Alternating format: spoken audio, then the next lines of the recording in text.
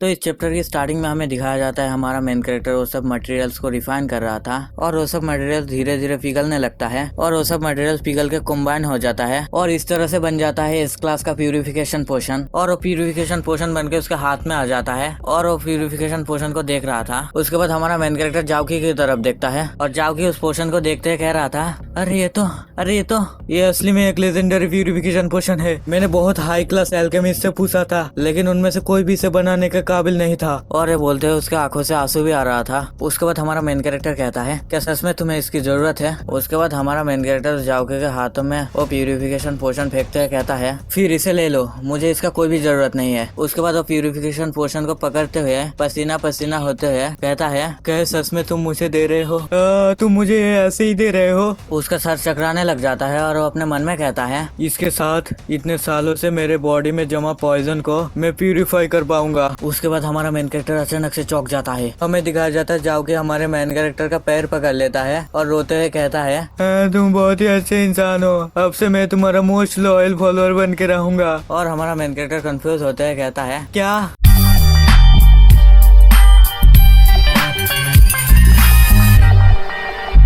मुझसे दूर हो जाओ, तुम अचानक से इतना भावुक क्यों हो गए? ये तो बस इस क्लास का प्यूरिफिकेशन पोशन है, तुम बहुत इग्नोरेंट हो। उसके बाद वो रोते हुए हमारे मेन कैरेक्टर की तरफ देखने लग जाता है। उसके बाद वो हमारे मेन कैरेक्टर के पैर को और भी टाइटली पकड़ लेता है और कहता है, तुम मुझसे बदले में कुछ मांगा भी नहीं, तुम कितने सेल्फलेस पर्सन हो, अब तो मैं तुम्हें डेफिनेटली फॉलो करूंगा। और हमारा मेन कैरेक्टर उसे हटाते हुए कहता है, तुम बहुत ही डिस्गस्टिंग हो, मुझसे चिपको मत। उसके बाद वो अपने मन में कहता है, मैं एक डीमन किंग हूँ, मुझे फिर से एक ह्यूमन फॉलोअर क्यों मिला? ये बहुत ही ज्यादा अनोइंग है। और लिनफेंग उन दोनों को दूर से देख रहा था। और हाँ, आप लोग लिनफेंग को कैसे भूल सकते हो यार। और जाओकी हमारे मेन कैरेक्टर के पैर के साथ एकदम चिपका हुआ था, छोड़ने का नाम ही नहीं ले रहा था। और हमारा मेन कैरेक्टर अपने पैर को हिलाते हुए उसे सुरबाने की कोशिश कर रहा था। और ये सब देख के दूसरी तरफ लिनफेंग गुस्से से जल रहा था और पीछे रहा लड़का उसे शांत करने की कोशिश कर रहा था। इसका शक्ल देख रहे हो यार, लग रहा है अभी रो देगा। और वो मन में कहता है, वो लियू जाओकी को अपने अंडर ले लिया है, तरीकी। उसके बाद हमारा मेन कैरेक्टर पीछे घूम के लिनफेंग की तरफ देखता है और मन में कहता है, ये कितना अजीब है,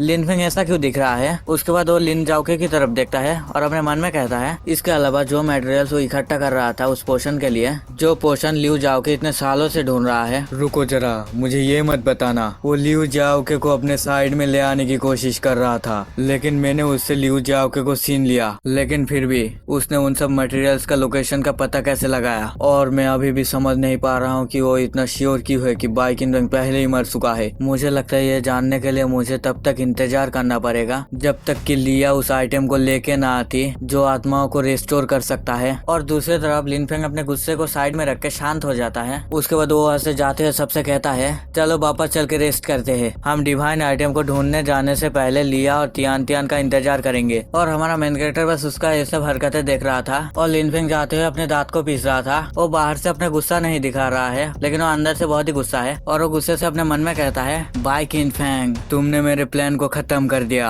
मैं तुम्हें अब और नहीं रहने दे सकता। उसके बाद हमें एक होटल का सीन दिखाया जाता है और उस होटल के अंदर वो हट्टा कट्टा आदमी लिनफेंग के सामने घुटने में आते हुए कहता है, सेकंड यंग मास्टर। और लिनफेंग कहता है, जाओ और बाई किनफेंग को मार डालो। और वो हट्टा कट्टा आदमी चौंकते हुए कहता है, क्या? लेकिन बाई किनफेंग ने तो आपका बहुत बार जान बचाया है, वो एक अच्छा इंसान है। उसके बाद वो बहुत ही डरावने अंदाज में कहता है, मैं जो कहता हूँ बस उसे फॉलो करो, तुम बहुत ज्यादा बात करते हो, जब मैं छोटा था तब से तुम मेरे साथ हो, क्या तुम मेरे मोस्ट लॉयल सर्वेंट नहीं हो? और वो हट्टा कट्टा आदमी कहता है, लेकिन मिस्टर बॉय की पावर बहुत ही ज्यादा है, मैं उसका ओपोनेंट नहीं हूँ। उसके बाद लिनफेंग कहता है, क्या तुम वो फॉरबिडन टेक्निक नहीं यूज कर सकते जो तुम्हें कुछ देर के लिए लेजेंडरी एसएस क्लास का बना देगा? उसके बाद वो हट्टा कट्टा आदमी कहता है, लेकिन ऐसे टेक्निक से मेरा लाइफ स्पेन खत्म हो जाएगा, मेरा फैमिली आपके फैमिली को जनरेशन से सर्व कर रहा है, जब आप छोटे थे तब आपने ये भी कहा था कि आप मुझे एक फैमिली की तरह ट्रीट करेंगे। और लिनफेंग कहता है, तो क्या हुआ? तुमने जिस लॉयलिटी का कसम खाया था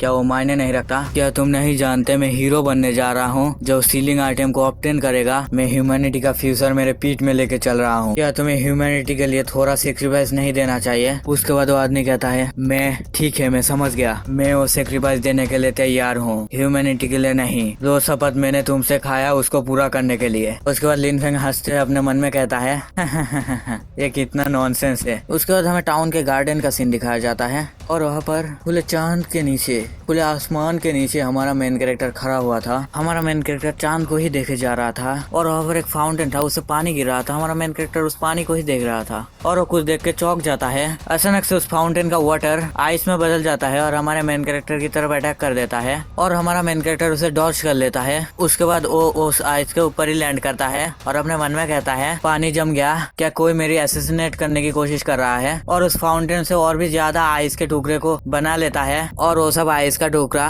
और भी ज्यादा बड़ा हो जाता है और हमारे मेन कैरेक्टर के ऊपर अटैक करने के लिए बढ़ता है। और ये सब देखते हुए हमारा मेन कैरेक्टर अपने मन में कह रहा था, क्या देखते ही देखते पूरा पॉन्ड जम गया, ये तो एसएस क्लास का है। मैंने ऐसे ह्यूमन एक्सपर्ट को कब ऑफेंड कर दिया। वो बड़ा बड़ा टुकड़ा हमारे मेन कैरेक्टर की तरफ आ ही रहा था। वो उस अटैक को ब्लॉक करने के लिए अपने दोनों हाथों को आगे की तरफ लेके आता है और वो जगह आइस आइस आइस से भर जाता है और उस जगह पर किसी का पैर को दिखाया जाता है। ये और कोई नहीं होता, ये वही हट्टा कट्टा आदमी होता है और इसने अपने पीठ में जो गन लेके रखा है ना, उसका नाम तुम लोग मुझे कमेंट में बताओ। और इस बंदे के आंखों के चारों तरफ नसें निकला हुआ था और इसका आंखें पूरा लाल हुआ था और ये अभी अपना फॉरबिडन टेक्निक यूज कर रहा है और ये टेक्निक अभी उसका लाइव स्पिन खा रहा है और उसको पीछे से कुछ महसूस होता है, इसलिए वो पीछे की तरफ घूम के देखता है और वहाँ पर हमारा मेन कैरेक्टर उन सब आइस के अंदर से निकलता है और हमारे मेन कैरेक्टर के फेस में एक छोटा सा कट पड़ जाता है। इस कट को देखते हुए हमारा मेन कैरेक्टर कहता है, ओह अच्छा, ये कितना अमेजिंग है, तुम पहले इंसान हो जिसने मुझे इंजर्ड किया है। और सच में यार, कितना हीरो आया और कितना हीरो गया, लेकिन आज तक हमारे मेन कैरेक्टर को कोई भी नुकसान नहीं पहुंचा पाया, लेकिन आज इसने हमारे मेन कैरेक्टर को चोट पहुंचा दिया। और इसके साथ यही पर ये चैप्टर एंड हो जाता है और तुम लोगों का शुक्रिया 1K करवाने के लिए। बस आज के लिए इतना ही था। मैं मिलता हूँ तुम सबसे अगले वीडियो में और हाँ, लाइक सब्सक्राइब और कमेंट करने को भूलना मत।